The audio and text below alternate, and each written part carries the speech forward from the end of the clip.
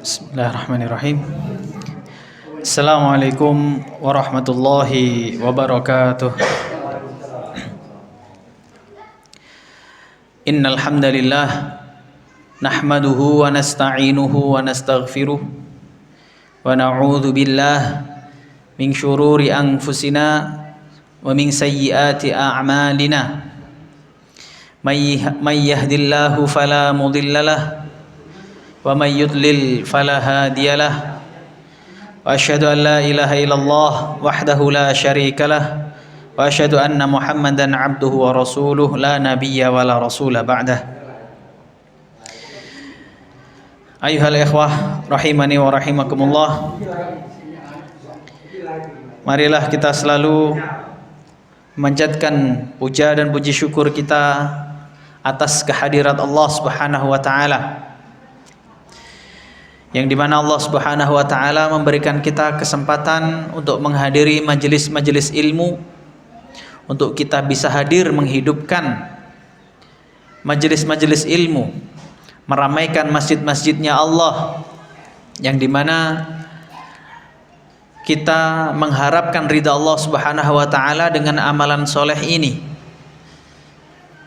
dengan mencari ilmu, yang dimana ilmu itu adalah amalan yang setara dengan jihad. Al-Imam Malik rahimahullahu taala telah mengatakan, man za'ama anna talabal ilmi laisa minal jihad faqad naqasa aqluhu. Barang siapa yang menyangka bahwasannya talabul ilmi itu bukan bagian daripada jihad fi sabilillah, maka akalnya sudah berkurang, sudah tidak waras, gitu kan. Ayuhal ikhwan wal akhwat rahimani wa rahimakumullah.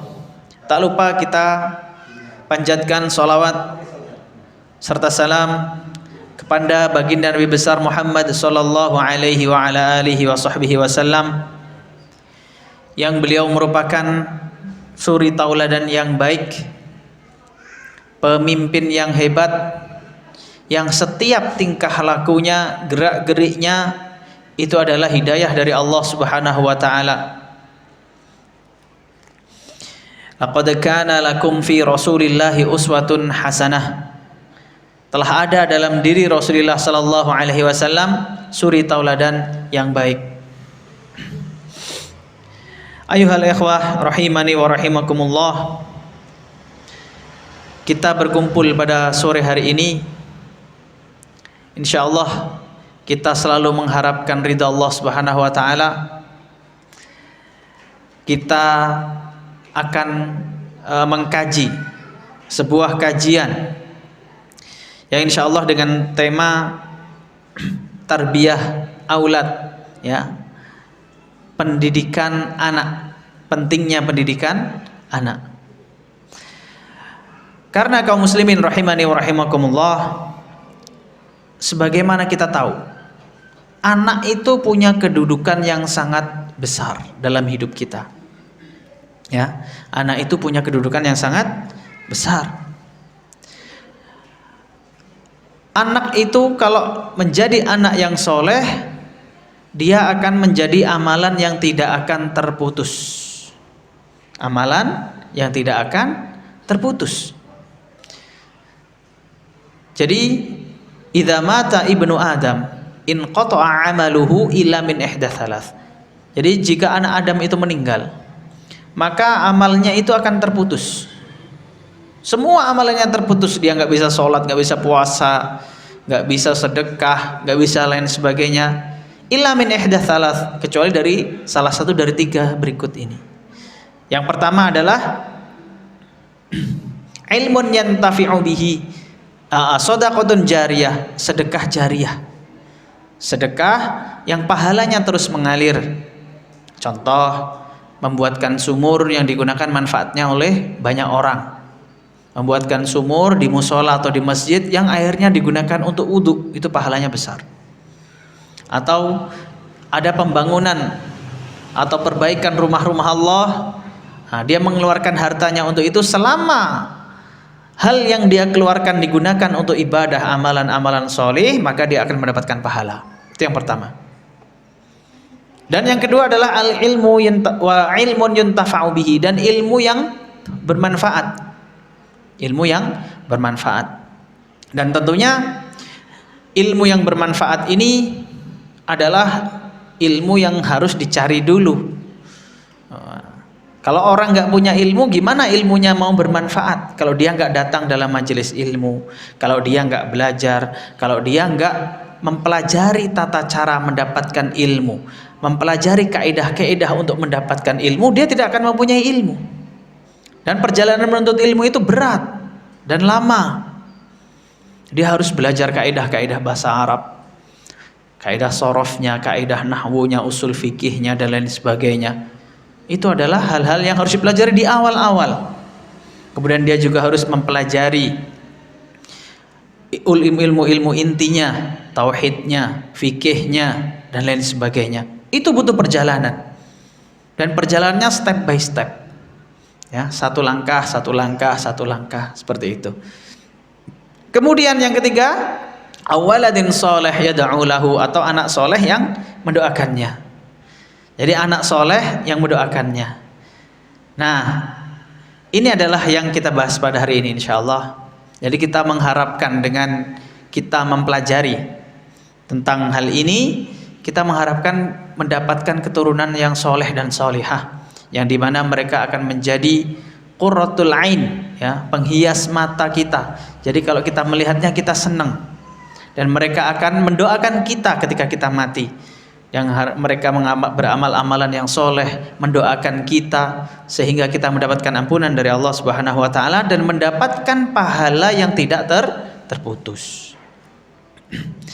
Ayuhal ikhwah rahimani wa rahimakumullah. Seorang anak itu adalah tanggung jawab orang tuanya. Seorang anak adalah tanggung jawab orang tuanya. Ini poin pertama yang harus dipahami. Jadi jangan serta-merta ketika meletakkan anaknya di tempat pendidikan, di tempat ngaji, di tempat sekolah, di tempat belajar, kita seakan-akan, ini mohon maaf ya Bapak Ibu, mohon maaf, kita seakan-akan seperti menaruh pakaian kotor di tempat laundry. Gak bisa seperti ini. Pendidikan tuh gak bisa seperti itu. Jadi kita taruh, oh ini baju kotor, nanti saya kesini lagi saya ambil harus sudah bersih. Tidak bisa. Pendidikan anak itu pertama tanggung jawab orang tuanya.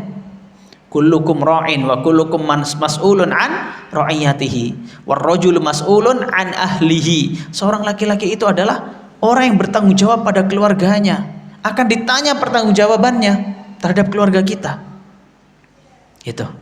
Jadi yang pertama kali, kalau anak ini tidak mendapatkan pendidikan yang benar, kemudian dia berbuat salah dan lain sebagainya, nah, itu yang ditanya pertama kali kita sebagai orang tua. Bukan yang ditanya ini pendidikan di mananya, bukan, tapi kita dulu yang ditanya. Itu. Karena tanggung jawab mengajarkan ilmu itu kita. Tanggung jawab memberikan nafkah itu juga kita. Harus dipahami seperti itu dulu. Dan ketika menitipkan buah hati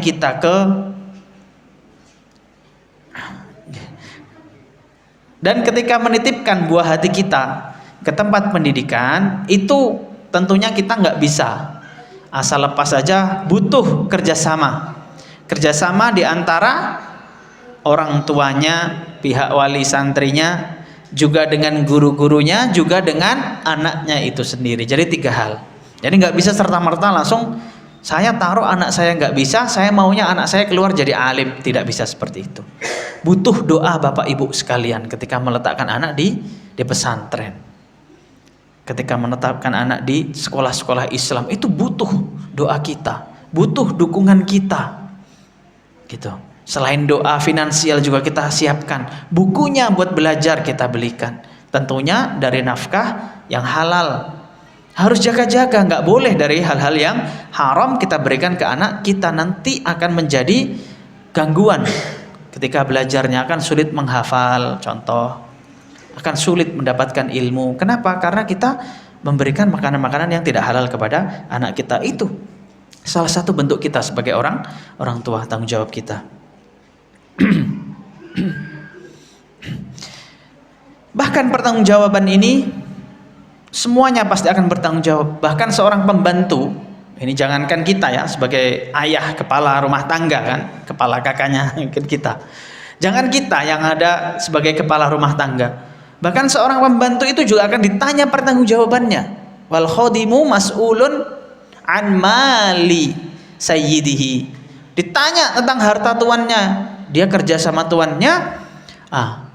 Apakah harta tuannya itu ada yang diletakkan pada bukan tempatnya, digunakan bukan semestinya? Itu pembantu aja akan ditanya hal seperti itu. Apalagi kita yang punya tanggung jawab terhadap anak.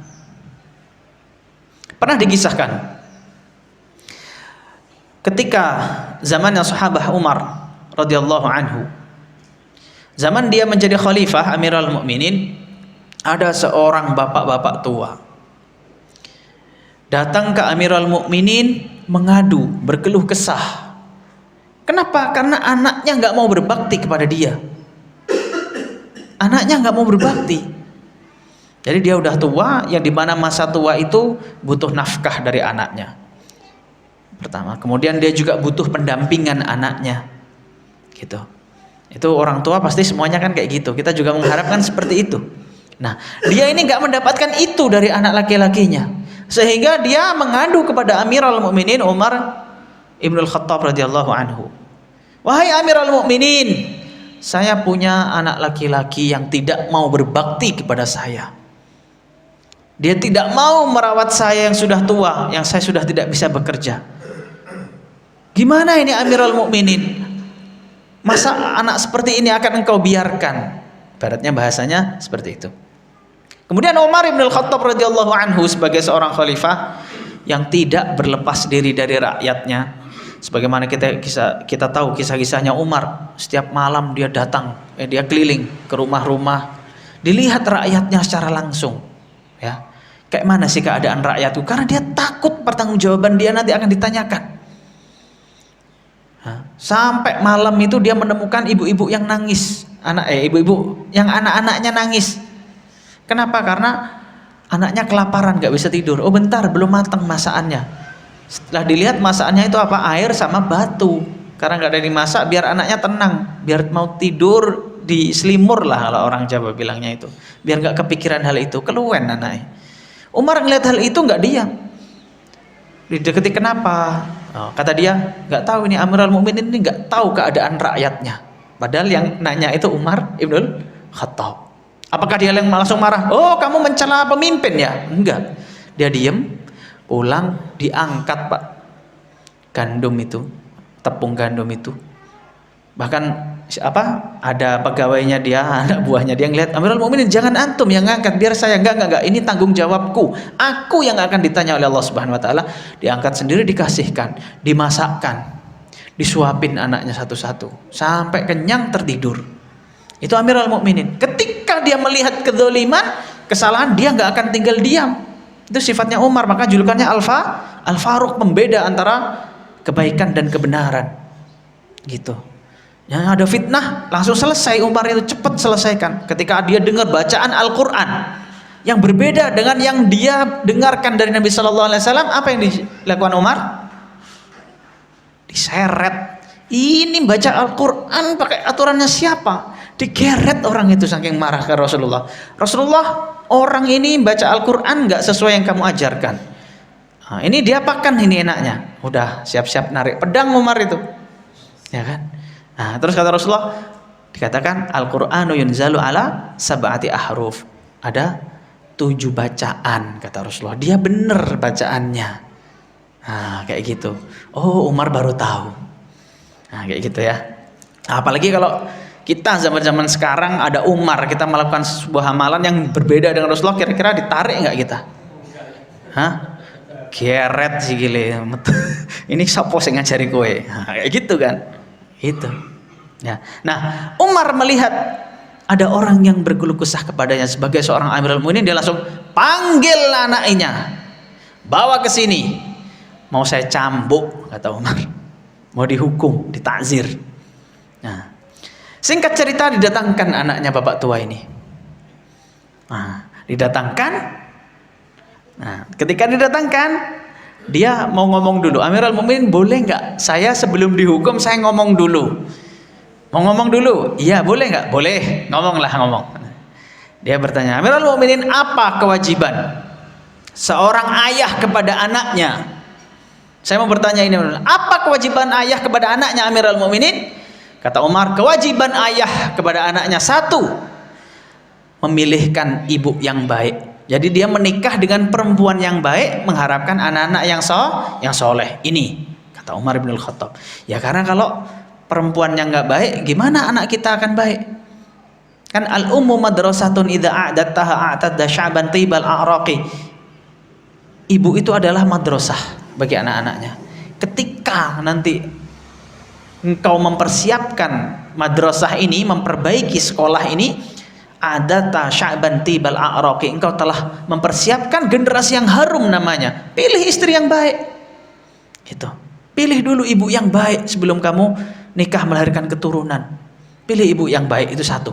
Kedua, ketika dia sudah lahir akan diberi nama dengan nama yang baik, nama-nama Islam.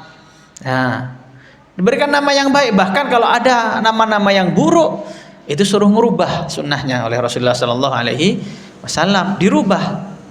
Nah, terkadang banyak orang zaman sekarang karena nggak tahu, asal buka Al-Quran, oh ini tunjuk, ini istikharah saya ditunjuk. Nah, kalau ditunjuknya pas bagus, Abdullah, alhamdulillah. Nah, kalau yang lain, pernah Syekh itu cerita. Jadi salah satu muridnya orang Malaysia, orang Indonesia, orang Malaysia kan kasih nama kan sama-sama kadang kan. Satu, dia itu namanya Syarrul Bariyah, la haula wala quwwata illa billah. Syarrul Bariyah, sejelek-jeleknya manusia. Kenapa kok dikasih nama ini? Dulu bapak saya itu punya anak kembar. Dibuka Al-Qur'annya pengen nyari nama, oh satunya namanya Khairul Bariyah, satu namanya Syarrul Bariyah. Ini wakil terjadi seperti itu. Kenapa? Karena nggak tahu, ngasih nama yang jelek. Ketika sudah tahu harus dirubah, nama-namanya harus dirubah, ya, harus dirubah dengan nama-nama yang baik. Itu yang kedua. Yang selanjutnya, apalagi kewajiban seorang bapak kepada anaknya, mengajarkan kitabullah kepada anaknya. Mengajarkan agama itu kewajiban orang tua, bukan kewajiban orang lain. Jangan salahkan guru ngaji. Guru ngaji udah capek-capek, apalagi guru TPA, TPQ itu kasihan. Mohon maaf, ini mukafaahnya kecil Pak kalau di kita. Kecil guru ngaji itu sebulan. Ada, saya lihat santri saya itu udah ngajar TPQ, oh, gajimu berapa? Sebulan. Sebulan itu sekitar 100. Saya masih nunggu 100 berapa kan? 100 itu berhenti ternyata dia. 100 nah, berhenti di situ. 1 bulan. Ini buat beli bensin aja ya. Gimana? Ya wallahu a'lam. Karena dulu dia ngaji di situ, dia di situ ya udahlah sabar. Gitu kan. Saya mau ngasih saya juga nggak punya soalnya. Ya sabar dulu. Nah ini kayak gitu, udah kayak gitu kadang kita cerewet. Ini anak saya kenapa nggak bisa-bisa sih ngaji tiap sore? Diajari apa anak saya? Itu kan sakit hati nanti gurunya, ya kan? Nah, itu. Jadi sebenarnya kewajiban yang ngajarkan itu siapa? Ya kita sebagai orang tua yang ditanya nanti. Nah, itu kata Umar. Kemudian anak ini berkata lagi, wahai Amirul Mukminin, kamu tahu nggak ibu saya itu siapa? Ya nggak tahu lah, nggak tahu. Ibumu siapa? Ibu saya itu orang Majusi. Orang Majusi adalah orang yang penyembah api. Ahlul kitab bukan? Bukan. Boleh dinikah? Tidak. Tidak boleh. Nggak boleh nikahi orang kufar, penyembah berhala, Majusi. Kita itu orang laki-laki Muslim boleh menikah dengan orang ahlul kitab, Yahudi atau Nasrani, itu diperbolehkan. Tapi Umar sempat melarang karena waktu itu kayak semacam jadi hype. Banyak orang-orang nyari berlomba-lomba karena Islam ini terbuka, pengen nikahi orang Yahudi dan Nasrani, sampai Umar melarang. Al-Qawanin Al-Umariyah itu. Kenapa? Soalnya masih banyak perempuan muslim yang belum nikah. Kamu kenapa nyari orang-orang itu waktu itu ya? Nah, kembali ke sini. Jadi ini malah nikahi orang-orang Majusi. Jadi dicarikan ibu penyembah api. Ketika lahir, kamu tahu nggak Amirul Mukminin namaku siapa? Disebutkan sebuah nama itu adalah namanya orang Majusi. Dan yang ketiga, harus diajarkan kitabullah. Demi Allah, wahai Amirul Mukminin, bapak saya ini tidak pernah mengajarkan satu huruf pun kepada saya tentang kitabullah. Gak pernah diajarkan.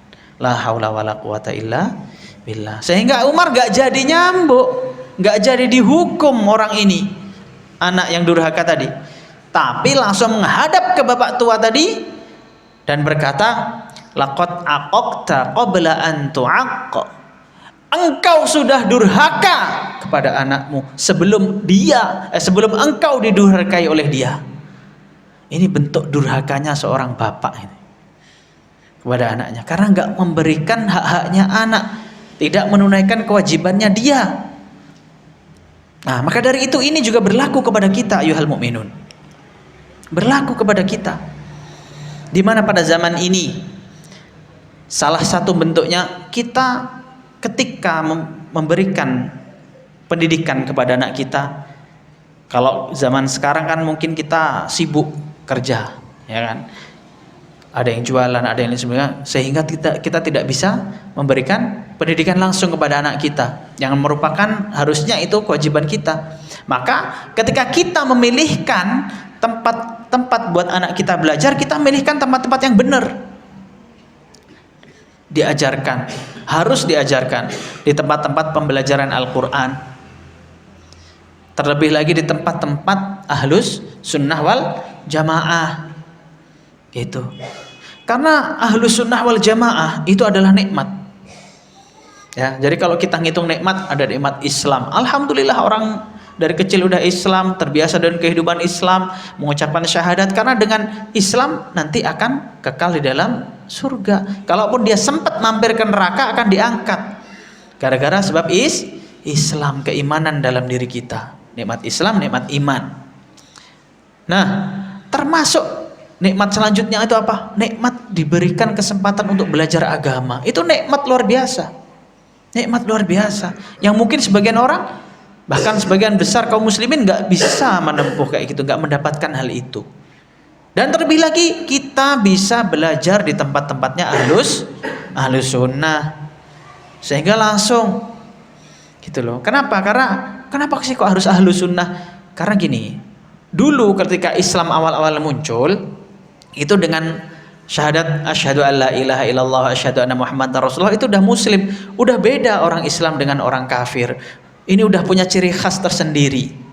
Sampai berlalunya zaman, orang Islam semakin banyak, orang ajam banyak yang masuk ke Arab, banyak firqah-firqah yang menyimpang mulai muncul. Jadi Islam yang kayak dulu itu yang gimana? Makanya dibuat sebutan ahlus sunnah wal jamaah. Ada yang nyebut al-firqah an-najiyah dan lain sebagainya sampai hari ini. Kenapa butuh nama seperti itu? Ya karena Islam yang murni yang seperti itu gitu loh. Nah, karena dulu sejak masuknya filsafat, mulailah itu pergolakan pemikiran yang baru yang dulu tidak pernah ada. Kan dulu ketika zaman sahabat, ketika seorang mengimani Allah, Rasulullah mengatakan A ikut A, mengatakan B ikut B. Ketika Rasulullah berhenti sampai B, nggak ada yang bilang C. Muncul C kapan? Ketika zamannya Imam Malik, ada salah satu zamannya berkata, wa kaifa istawallah? Gimana Allah itu istiwa di atas arsy? Pertanyaan kayak gitu. Apa ininya Imam Malik? Oh, al-istiwa'u maklum, sudah maklum. Ini hal sudah diketahui dalam bahasa Arab. Wa kaifiyatuhu majhul. Tapi kaifiyahnya gimana istilahnya Allah itu nggak pernah dikasih kabar, itu majhul, nggak kita ketahui. Wa anta min ahlil bid'ah fakhruj. Kamu itu dari ahli bid'ah, keluar. Ini dulu. Setelah berlalunya zaman semakin aneh-aneh. Jadi kita pengennya itu apa? Kita kembali kepada ajaran yang benar-benar murni ahlus sunnah wal jamaah. Itu muncul nama ahlus sunnah wal jamaah. Jadi kalau kita mengajikan anak-anak kita di tempat-tempatnya ahlus sunnah, yang dimana itu pengajaran-pengajaran Islam yang murni, nah itu kita yang cari. Itu loh. Itu kita yang cari. Taib ayuhal muslimun rahimani wa rahimakumullah. Bahkan Anak ini ya, berkaitan dengan anak, ketika seseorang itu dikaruniai anak, itu nggak boleh untuk dibunuh anaknya, baik itu sudah lahir maupun masih dalam kandungan. Adapun pendapat ulama salah satunya Abu Hanifah, ketika belum ditiupkan ruh, belum 4 bulan itu boleh, salah satu pendapat ulama. Tapi kebanyakan ulama nggak boleh, kalau udah dikasih hamil, udah nggak boleh digugurkan, gitu. Karena Allah Taala itu sudah berfirman, wala taqtulu auladakum khasyata imlaq. Jangan kau bunuh anakmu gara-gara takut miskin. Nah, karena Allah yang akan memberi rezeki mereka itu sendiri, Allah sendiri yang nanggung, bukan kalian, gitu loh. Nah, di sini ulama nggak boleh dibunuh anak-anaknya itu. Bahkan ada yang mengatakan kalau inzal itu tahu nggih? Nah, inzal itu nggak di dalam ketika berhubungan. Jadi inzal itu adalah, ada yang mengatakan itu nggak boleh, makruh itu. Kenapa? Karena dia adalah pembunuhan yang terselubung. Nah, gitu.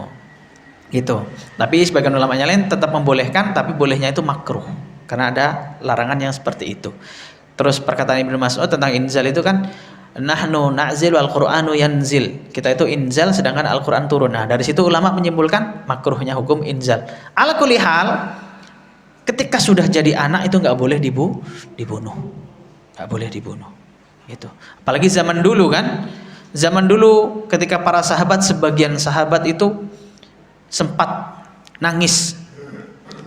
Jadi, celaka aku wahai Rasulullah, aku itu celaka. Kenapa? Aku dulu pernah membunuh anak perempuanku. Pernah bunuh anak perempuan. Jadi bunuhnya anak perempuan bukan karena dia benci, Pak. Justru saking sayangnya, sebagian yang lain kayak gitu, saking sayangnya. Kok bisa? Jadi orang Arab itu kan suka perang pada zaman itu. Nah, dan masalah sepele itu bisa jadi perang. Karena mereka punya kaidah unsur akhoka dzaliman au madluman, tolong saudaramu yang zalim maupun yang dizalimi. Kita punya saudara ini, entah dia yang nakal atau dia yang dinakali, tolong dulu, urusannya nanti. Dia pukul-pukulan, ikut mukul dulu, itu orang Arab. Zaman dulu kayak gitu juga. Jadi dibantu saudaranya itu unsur akhoka dzaliman au madluman. Terus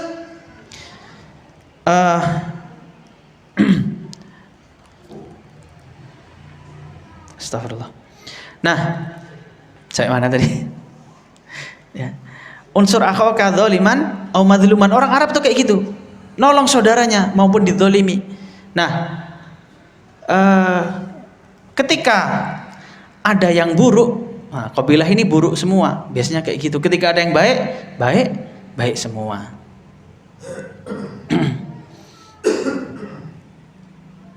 Taib.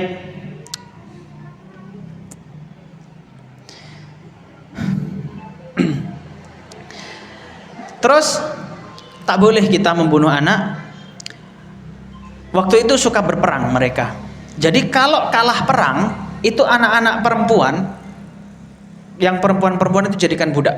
Anak-anak kecil juga jadi budak. Jadi daripada dia melihat anak perempuannya dijadikan budak, dia bunuh. Itu salah satu alasan dulu para sahabat membunuh anaknya. Nah, kayak gitu.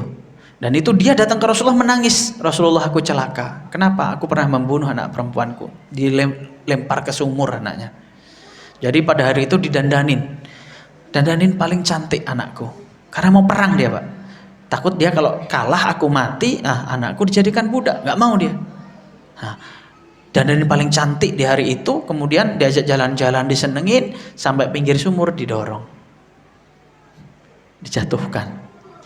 Nah itu, karena takut anaknya jadi budak. Nah itu nggak boleh. Tapi dengan adanya Islam, dia sudah masuk Islam, maka Islam itu menghapus dosa-dosa yang telah lalu, baru dia bisa tenang. Nah, sahabat ketakutan dengan dosa-dosa yang dulu dia pernah lakukan. Dia nggak tahu hukumnya, gitu loh. Setelah masuk Islam dia baru sadar. Rasulullah sering bersabda, orang yang menanggung 4 anak perempuan maka baginya surga. Orang yang menanggung 3 anak perempuan baginya surga. Kalau 3 Rasulullah surga, kalau 2 Rasulullah surga. Sampai sahabat itu mungkin kalau kita bertanya kepada Rasulullah, kalau 1 Rasulullah, pasti Rasulullah juga bilang pasti akan mendapatkan surga. Cuma kita malu. Mau ngomong itu adalah ada fadilah di situ, keutamaan kalau kita merawat anak-anak kita. Jadi zaman dulu malu punya anak perempuan, ya kan? Nah, adanya Rasulullah, oh anak perempuan sama aja. Bahkan merawat anak perempuan itu bisa mendapatkan surga, kata Rasulullah Sallallahu Alaihi Wasallam. Gak boleh dibunuh anak-anak ini. Kita harus rawat dengan baik. Anak itu berhak dia itu mendapatkan kasih sayang, berhak mendapatkan perlindungan, ya kan?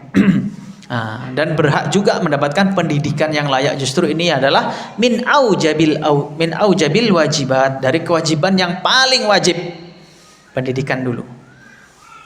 Karena memang orang makan nasi ya, kalau orang makan makanan 3 kali sehari, sebenarnya roh itu juga butuh makan lebih banyak daripada badan itu makan dengan ilmu. Maka dari itu kewajiban yang lebih banyak itu mengajarkan agama kepada anak-anaknya. Nah, kita harus selektif. Masukkan anak-anaknya ke pondok, dicek pondoknya gimana pendidikannya, gitu kan.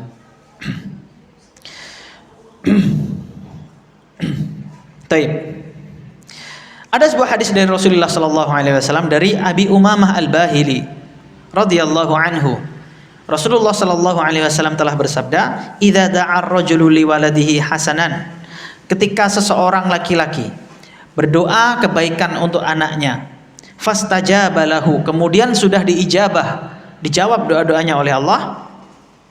Fa inna Allah azza wa jalla yaqul, setelah itu Allah Subhanahu wa taala azza wa jalla itu berfirman, qad ajabtu du'aaka, aku sudah menjawab doamu, wa ballaghtu amaniyataka, dan aku sudah menunaikan keinginanmu, fa ahsin ila walidika, maka berbuat baiklah kepada anak-anakmu. Nah, jadi ketika kita berdoa, ya Allah pengen keturunan yang soleh, udah dikasih. Ya Allah pengen rezeki, udah dikasih. Maka kewajiban kita selanjutnya apa? Berbuat baik kepada anak kita. Fa ahsin ila walidika, berbuat baiklah kepada anakmu, kasih nafkahnya. Nah, kasih kalau ada lebihnya, kasih jajannya, pilihkan makanan yang terbaik untuk anak-anaknya. Ya, kalau zaman sekarang termasuk berbuat baik pada anaknya itu, Pak, kita itu harus memperhatikan makanan-makanan zaman sekarang, ya, terutama bapak-bapak yang masih muda kayak saya juga kan harus belajar, karena terkadang jajanan-jajanan sekarang itu kan pengawet, pewarna, perasa, itu kan sebenarnya bukan makanan kan. Nah, kalau makanan zaman dulu pisang, nah, pisang rasanya manis, ada yang asam, ada yang ini, ya pisang seperti itu. Jangan diawetkan, jangan dikasih perasa, jangan dikasih pewarna, karena nanti nggak baik untuk kesehatan anaknya. Ya memang halal, tapi kan kadang dalam jangka lama itu bukan thayyiban. Nah itu. Nah jadi diusahakan memberikan makanan yang terbaik. Bahkan terbaik itu nggak harus mahal, ya kan?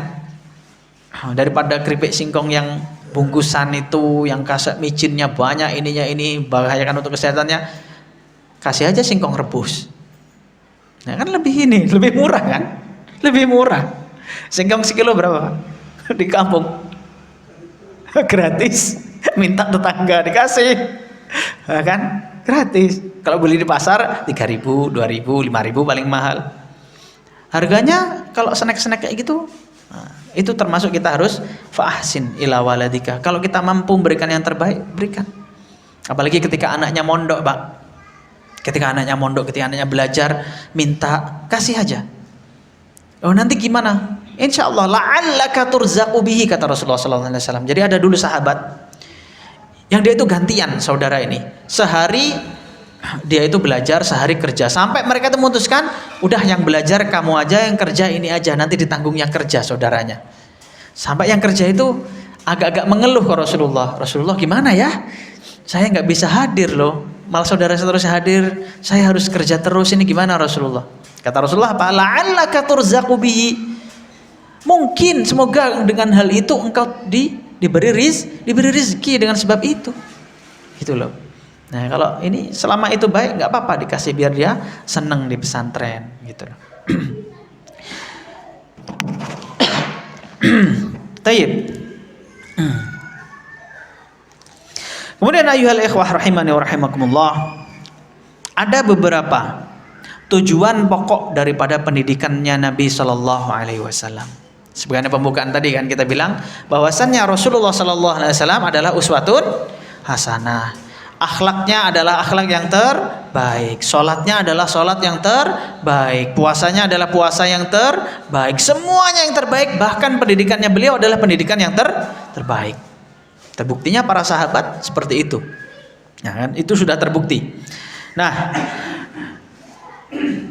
kalau kita pada zaman sekarang, ya kita tentunya mempelajari apa sih inti-intinya pendidikannya Nabi Shallallahu Alaihi Wasallam. Dan yang pertama, yang paling utama dari pendidikannya Nabi Shallallahu Alaihi Wasallam adalah pendidikan tauhid dan iman sejak dini. Tauhid dan iman sejak dini. Dalam sebuah hadis dikatakan bahwasannya para sahabat itu ketika masih kecil, mereka mengatakan, kunna ta'allamnal iman qabla an nata'allamal Qur'an. Kunna ta'allamnal iman, kita itu sama Rasulullah sudah belajar iman, tentang keimanan. Qabla an nata'allamal Qur'an, sebelum kita belajar Al-Qur'an. Iman dulu. Nah, ini kan kadang-kadang orang bingung, loh, kok bisa? Kan sumbernya iman itu Al-Qur'an, sumbernya ketakwaan itu Al-Qur'an, sumbernya ilmu itu Al-Qur'an. Nah, tapi Rasulullah mengajarkan kepada mereka bukan Al-Qur'an dulu anak-anak kecil, tapi keimanan. Takut akan Allah Subhanahu wa taala. Takut sama Allah, diajarkan. Allah itu maha besar, nak. Allah itu zat yang berikan kita rizki. Nah, Allah itu punya siksaan yang sangat besar. Ini termasuk bentuk-bentuk inti pelajaran tauhid, keimanan. Nah, sebelum kita mengajarkan Al-Qur'an, sebelum dia menghafal Al-Qur'an, sebelum dia ini. Karena jangan salah, jangan kebalik ya. Jangan kebalik. Jangan pertama Al-Quran dulu tapi imannya ini nanti belakangan. Jangan. Karena pendidikannya Nabi nggak seperti itu. Pendidikan Nabi diajarkan intisari dari Al-Quran itu dalam kehidupan sehari-hari. Kita berangkat ke masjid, oh ayo nak kita cari pahala. Itu kan mikir, oh bapakku ke masjid, oh nyari pahala, oh pahala itu apa sih, oh nanti biar apa sih. Itu adalah pendidikan iman. Ya anak kecil kita ini Nabi Shallallahu Alaihi Wasallam bersabda, qala Allah, qala Rasul, yang paling enggak, gitu. Tapi dengan muamalah diajak, ya kan?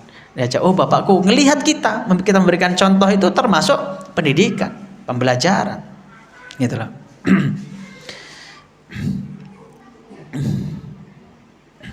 Karena memang tauhid itu adalah yang paling penting, ya.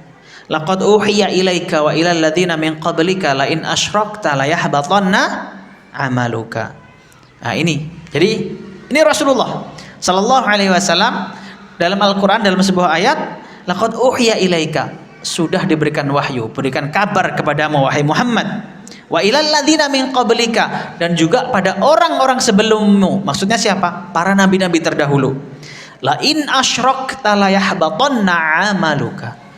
Jika engkau berbuat syirik, syirik itu lawan daripada tauhid, la yahbatanna amaluka, akan hilang amalmu, dihapus pahalanya. Ini perkataannya Allah kepada siapa? Rasulullah. Kalau seandainya nabi-nabi itu sampai berbuat syirik, dihapus dosanya. Lah kita siapa? Nabi ke berapa? Rasul ke berapa kita? 320. Kan jumlahnya Rasul ada seperti perang Badar. Perang Badar itu 300 salasumi'ah wa bid'ata asyar. Jadi antara 313 sampai 319. Kita mau ngaku Rasul ke 320. Kita bukan Rasul, kita bukan Nabi. Dan kita nggak bisa memastikan bahwa kesannya kita adalah kekasihnya Allah. Nggak bisa dipastikan. Nah terus kita mau berbuat syirik, kok berani-beraninya? Dan tentunya Nabi dan Rasul dalam ayat ini tidak melakukan kesyirikan. Kalau seandainya, dan itu tidak terjadi, tidak pernah, bahkan sebelum Rasulullah diutus menjadi seorang Nabi dan Rasul, Rasulullah tidak pernah melakukan kesyirikan. Udah dijaga sama Allah Subhanahu Wa Taala, gitu.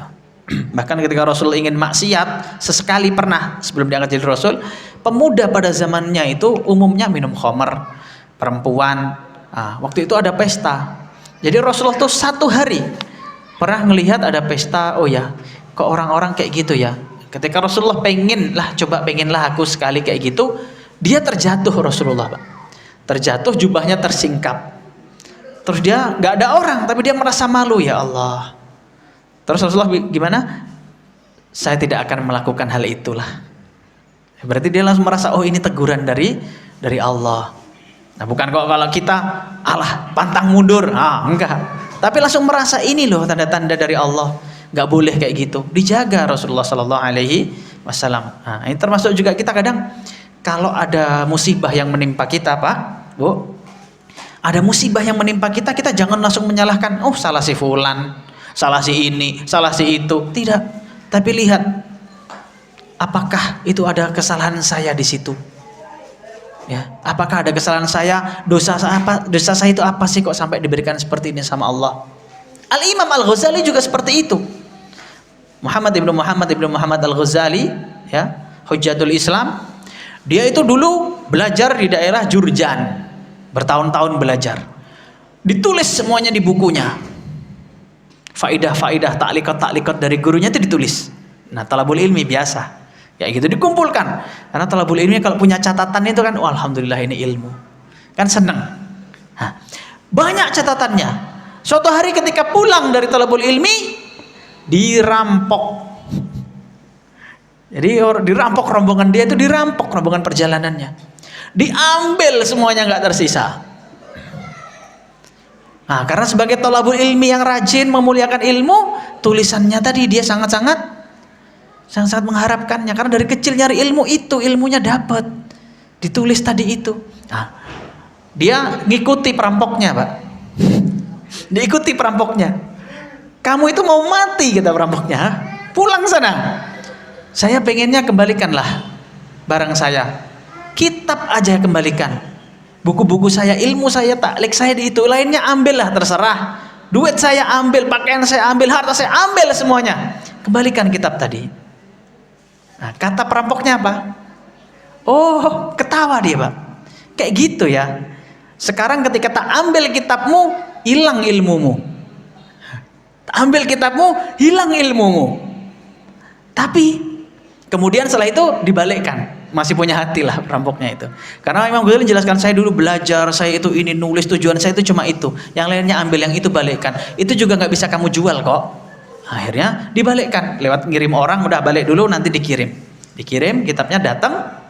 Nah, semenjak itu dia berpikir perkataan perampok itu terngiang-ngiang, bukan kok dia salah perampok ini kurang ajar, apalah ini tukang ngambil dosa hukumnya gini, enggak. Tapi dia Imam Al-Ghazali ada benernya juga ya, kata para perampok itu.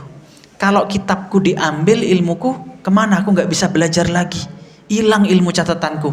Maka dari itu 3 tahun. Butuh waktu 3 tahun bagi dia, termasuk orang yang cerdas Al-Ghazali. 3 tahun untuk apa? Untuk menghafalkan taklikotnya di ilmunya. Tulisan-tulisan dihafalkan semua sampai dia mungkin butuh waktu 3 tahun. Nah, itu sehingga dia jadi seorang yang luar biasa kan? Hujjatul Islam. Kalau kita debat lawan Al-Ghazali, lewat. Apalagi bila udah belajar ilmu mantik, ilmu filsafat tuh belajar sampai ujungnya filsafat ini nggak ada gunanya. Nah, saya pengen balik ke metodenya ahlul hadis. Belajar lagi udah tua, mau ngapal Sahih Bukhari.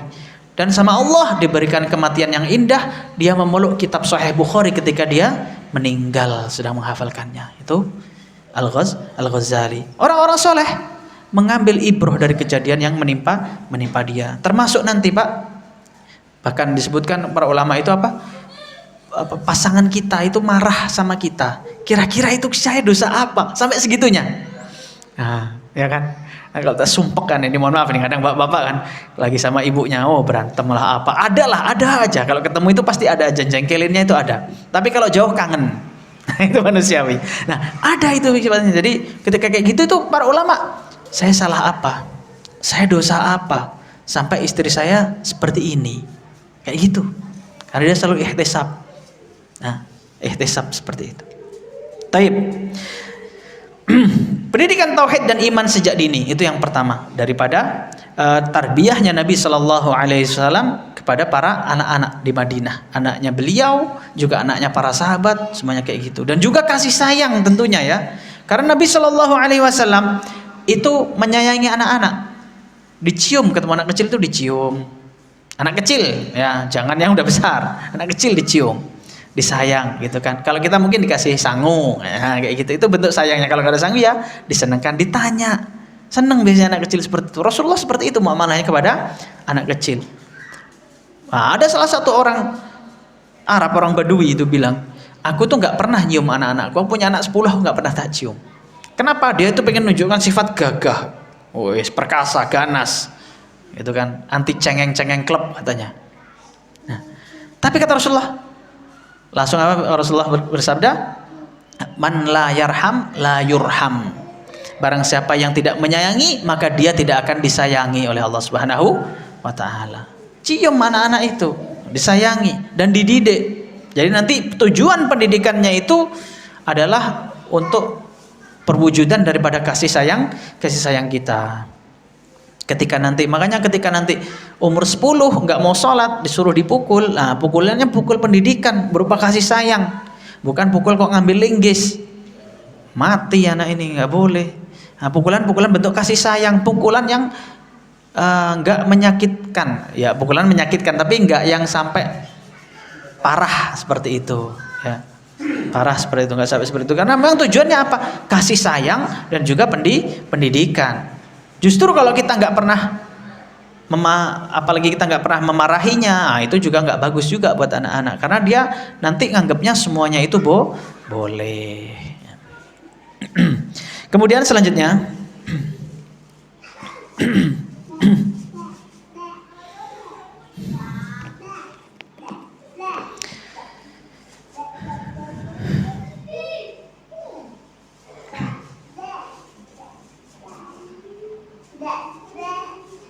nah, diajarkan ketakwaan, takut kepada Allah dari sejak kecil. Dijaga dari hal-hal yang haram. Nah, pada suatu hari Rasulullah Shallallahu Alaihi Wasallam itu melihat cucunya Al Hasan ibnu Ali bin Abi Thalib. Jadi Ali, anaknya Ali dengan Fatimah binti Rasulullah Shallallahu Alaihi Wasallam. Cucunya, namanya anak kecil. Jadi Al Hasan ini nemu sebuah kurma, ya, di bawah, itu kan, diambil, namanya anak kecil, dimasukkan ke mulut. Itu kan sebenarnya biasa kan, biasa. Tapi Rasulullah Shallallahu Alaihi Wasallam ketika melihat seperti itu, langsung diambil kurmanya, bilang, ya Hasan, muntahkan, keluarkan Hasan. La'allahu min tamrin sadaqah, la'allahu min tamris sadaqah. Itu takutnya kurma itu adalah kurma sedekah. Kenapa? Karena ahlu baitnya Rasulullah Sallallahu Alaihi Wasallam nggak boleh makan sedekah, nggak boleh menerima sedekah. Jadi takutnya ini kurma yang diharamkan untuk ahlu baitnya Nabi. Anak kecil nggak tahu sebenarnya kan diangkat, tapi Rasulullah tetap jaga, gitu loh. Jangan sampai anaknya kemasukan hal-hal yang haram. Nah, gitu, disuruh muntahkan. Masih kecil. Hasan pada zaman itu kan masih belum tahu mana yang halal, mana yang enggak. Namanya anak kecil. Anak kecil nggak bisa disalahkan gitu kan. Nah, tapi Rasulullah SAW menjaga hal itu, sebagaimana para ulama juga seperti itu terhadap makanan-makanan yang haram itu. Ya Allah, takut luar biasa.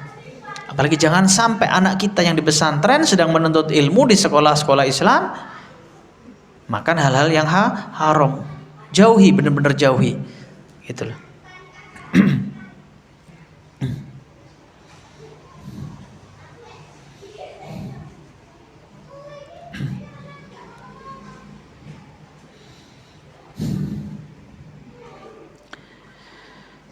Terus Rasulullah Sallallahu Alaihi Wasallam itu adalah orang yang lemah lembut dan juga baik. Ya, yang selanjutnya ini inti pendidikan Nabi Sallallahu Alaihi Wasallam itu dia berlemah lembut dan baik pada anak-anak kecil juga. Gitu. Jadi pada anak kecil nggak kasar Rasulullah Sallallahu Alaihi Wasallam. Diriwayatkan oleh Anas bin Malik. Anas bin Malik berkata bahwasannya Rasulullah Sallallahu Alaihi Wasallam kana yadhaku wa yuda'ibuna. Rasulullah itu tertawa, wa yuda'ibuna, dan bercanda bersama kita. Nah, pada anak-anak kecil. Wa kana yad'na fi hujrihi, dan waktu itu Rasulullah membawa kita ke kamarnya, diajak masuk kamarnya Rasulullah, diajak main-main, diajak bercanda. Nah, itu Rasulullah Shallallahu Alaihi Wasallam diajarkan seperti itu. Jadi senang anak-anak kecil. Bahkan Anas ibnu Malik ini kan sama uminya, ibunya Anas ibnu Malik, itu Anas itu dihadiahkan ke Rasulullah biar jadi khodimnya Rasulullah Shallallahu Alaihi Wasallam. Yang namanya khodim, yang bantu Rasulullah Sallallahu Alaihi Wasallam kan harusnya dia kan yang nyiapkan ini, nyiapkan itu, disuruh ini, disuruh itu. Tapi Rasulullah, kata Anas, tidak pernah sekalipun Rasulullah menyuruh Anas if'al kada, if'al kada, la taf'al kada, main perintah kayak gitu Rasulullah nggak pernah. Jadi Anas itu sampai dia paham sendiri kalau Rasulullah kayak gini, oh dia butuh ini, tanpa disuruh Anas langsung datang. Nah, kecuali saat-saat darurat, kadang Rasulullah itu ketika darurat, kamar mandi, hajat, nggak ada air, nah baru minta tolong Anas kayak gitu. Karena gimana lagi kan, nggak bisa ini sendiri. Karena termasuk dalam kitab Yaumun fi Baiti Rasulullah Sallallahu Alaihi Wasallam itu ada disebutkan bahwasanya Rasulullah itu adalah orang yang yukhaddimu nafsahu. Itu dia apa namanya, melayani dirinya sendiri, nggak mau merepotkan orang. Kalau selama bisa dilakukan, dilakukan sendiri. Kayak gitu, itu Rasulullah Sallallahu Alaihi Wasallam. Dan tentunya nanti kalau kita sifat lemah lembut, baik, menjaga pada anak-anak ini, nanti mereka ketika dewasa, mereka akan menjadi percaya diri, Pak. Hikmahnya itu salah satunya jadi percaya diri. Bahkan ada Rasulullah ketika memberikan minum, misalkan Rasulullah ngasih minum tuh, nuangkan air, dimulai dari yang kanan, muter. Nah, nanti Rasulullah terakhir minumnya. Rasulullah bersabda, khadimul umam akhiruhum syurban. Khadimul umam, yang melayani umat, itu adalah yang terakhir minum. Itu Rasulullah. Berikan minum ke sahabatnya. Ketika melewati anak kecil, anak kecil kan Allah masih kecil, harusnya orang dewasa. Tapi sebenarnya ini gilirannya ke dia. Rasulullah minta izin. Sampai segitunya. Wahai anak kecil, wahai gulam, boleh nggak ini buat yang bapak sampingmu dulu, yang besar dulu, nanti kamu setelahnya. Boleh nggak? Oh ya boleh. Ini kan pertanyaan ke anak kecil. Yang dia itu diajak interaksi, diajak interaksi. Yang tadi ada waktunya bercanda, ada waktunya lembah lembut, dicium, diajak main dan lain sebagainya. Ketika ini ditanya, gitu loh. Jadi dia merasa, aku ini juga dihitung. Nah, hal-hal kayak gini loh, yang membuat anak-anak itu apa? Merasa punya sifat percaya diri. Termasuk tarbiyahnya Rasul. Jangan heran, makanya para sahabat itu hebat-hebat, karena yang tarbiyahnya Rasul kayak gini. Keimanan sejak dini, keberanian, ya. Ketika Rasulullah menunjukkan keberanian perang, banyak anak-anak yang belum cukup umur itu pengen berangkat. Rasulullah ajak saya mau ikut perang. Bocil ini mau ikut perang. Enggak boleh. Loh, Rasulullah, saya itu kuat, saya itu jago panah. Ada lagi, kalau dia ikut, saya ikut Rasulullah. Coba gini, kamu bergulat. Wah, gulat, adu kekuatan, nanti yang menang saya ajak. Pengen tahu kekuatannya. Beneran anak kecil lu bergulat. Ya udah, kamu boleh ikut. Tenaganya udah ini. Banyak gitu loh. Jadi intinya apa? Kok bisa anak sekecil itu punya keimanan yang luar biasa? Anak kecil kan harusnya pengennya masih main-main. Belum balik loh, Pak.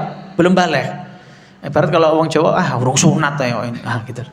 Ya kan? Belum balik. Mau ikut perang. Gitu loh. Anak-anak muda, masih kecil. Bahkan dikatakan yang membunuh Abu Jahal itu adalah 2 orang anak kecil. Dikatakan, mana Abu Jahal? Mana yang ngejek Rasulullah? Dicari sama dia. Oh itu, dikerumunin dia itu sama pasukan, muter, tombak, panah, pedang, melindungi Abu Jahal. Tapi dia terobos. Sampai bisa nyayatkan luka, sampai tangannya itu hilang satu. Putus. Masih mau putus, udah terputus tulangnya, sampai dia itu injek tangannya sampai putus karena ganggu kan. Terus dia berperang lagi sampai meninggal. Sama satu lagi juga anak kecil lagi, nerobos pertahanan sampai nyabet siapa namanya, Abu Jahal. Terakhir dia udah sekarat, dipenggal sama Ibnu Mas'ud. Itu meninggalnya Abu Jahal sama anak kecil. Anak-anak kecil sudah rindu dengan akhirat. Itu di situ poinnya ya. Poinnya di situ. Sudah rindu dengan akhirat, tidak takut, tauhidnya kuat. Itu tarbiyahnya Rasulullah sallallahu alaihi wasallam. Kita anak 15 tahun, 16 tahun, 17 tahun bisa apa? Anak-anaknya sahabat banyak 17 tahun sudah jadi gubernur. diangkat jadi waliul amr. Kenapa? Karena dia mampu, punya kecerdasan di situ, bisa ngatur masyarakat. Kita 17 tahun masih main game online kan? Iya, kayak gitu. Karena itulah beda jauh tarbiyahnya kita dengan tarbiyahnya Nabi Shallallahu Alaihi Wasallam pada zaman dahulu. Dan tentunya kita mengharapkan semoga kita setidaknya walaupun nggak mirip banget dengan Rasulullah Shallallahu Alaihi Wasallam, kita bisa ngikuti semampu kita lah. Setidaknya anak-anak kita punya keberanian, setidaknya anak-anak kita punya tanggung jawab aja. Ketika remaja itu udah luar biasa kalau zaman sekarang. Kan banyak anak remaja zaman sekarang belum mengerti tanggung jawab. Ini jangankan tanggung jawab, jauh kadang-kadang. Kemudian Rasulullah SAW poin yang selanjutnya adalah beliau juga memberikan hukuman, tapi hukumannya tidak berlebihan seperti yang tadi kita bahas. Muru auladakum bis shalah li sab'i sinin. Jadi perintahkan anak-anak kalian untuk sholat ketika dia umur 7 tahun. Umur 7 tahun. Wadribuhum 'alaiha li'ashar. Dan pukullah mereka untuk agar mau menjalankan sholat. Kalau nggak mau itu pada umur 10 tahun. Dan ingat pukulannya yang lembut. Mungkin kalau kita pakai kain lah, digulung, dipukulkan. Atau kalau dijewer ya jewernya jangan kuat-kuat, gitu kan?